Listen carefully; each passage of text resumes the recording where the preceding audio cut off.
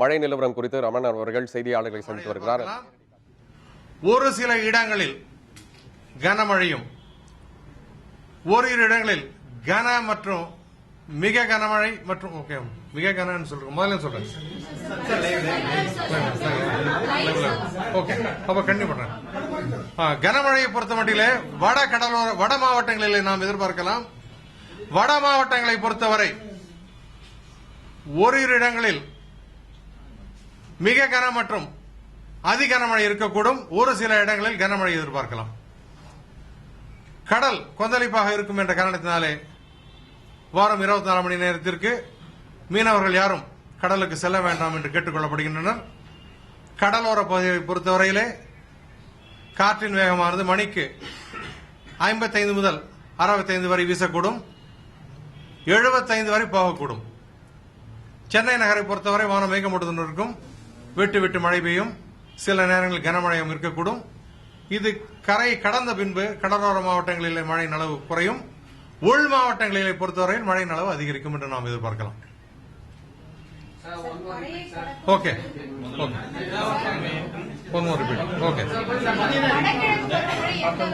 அப்புறம் இன்னும் கால்குலேட் பண்ணல. இதெல்லாம் பிடிச்ச போதும். Okay okay okay. நேற்று தென்மேற்கு வங்கக்கடலில்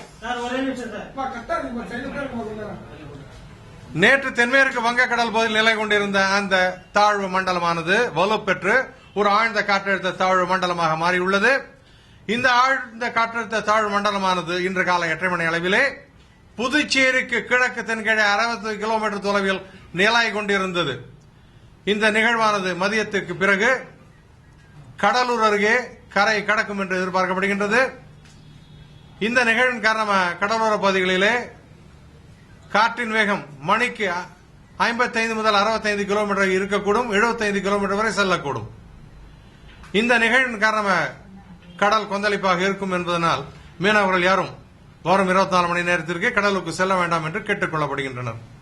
இந்த நிகழ்வின் காரணமாக கடந்த 24 மணி நேரத்திலே தமிழகத்தை பொறுத்தவரை பெரும்பாலான இடங்களில் மழை பெய்துள்ளது. பதிவு செய்யப்பட்ட திறன் அடிப்படையில் மிக அதிகமான மழை 20 சென்டிமீட்டர் அம்பத்தூர், காட்டுக்குப்பம், சீர்காழி, ஆனைக்கார நட்சத்திரத்தில் பதிவாகியுள்ளது. அடுத்த 24 மணி நேரத்தை பொறுத்தவரை வட மாவட்டங்களில் பெரும்பாலான இடங்களில் நாம் மழை எதிர்பார்க்கலாம்.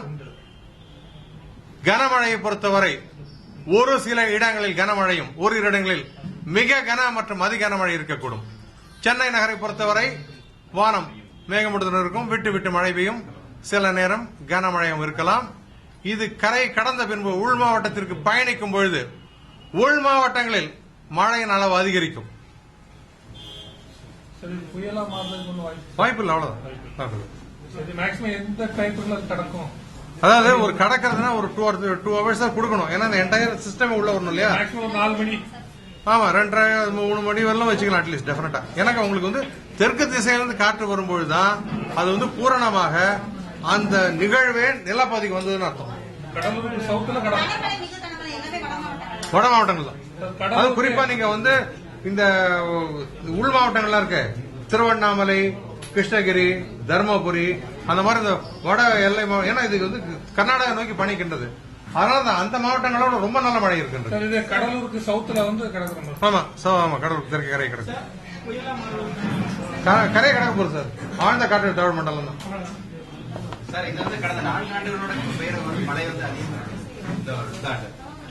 இந்த ஆண்டு வந்து இதுவரையில இருக்க மறு நிகழ்வுகளை பார்க்கலாம். போன வருடம் வந்து அக்டோபர் மாதத்தோட மழை முடிந்து விட்டது. அதுக்கப்புறம் ஜாஸ்தி மழை இல்ல. இதுல நவம்பர் டிசம்பர்ல இப்ப அந்த நிகழ்வுகள் 28ஆம் தேதி தொடங்கினா கூட ஒவ்வொரு நிகழ்வா வந்து கொண்டிருக்கின்றது. அதனால ஒவ்வொரு மாதிரி மழை வந்து கொண்டிருக்கின்றது. பார்ப்போம் ஒரு நாட்கள் இவ்வாறு இருக்கும் என்று. நீண்ட கால வானிலைக்கு துறையின் கணிப்பு என்ற அடிப்படையில் பார்க்கும்போது இயல்புக்கு சற்று, அதாவது அந்த பாசிட்டிவ் சைடு நாமல்னு சொல்லுவாங்க இல்லையா, அந்த சைட்ல இருக்கும் தான் சொல்லியிருக்காங்க. பார்ப்போம், காலம் பதில் சொல்லும். English. Srisha said he has come. English.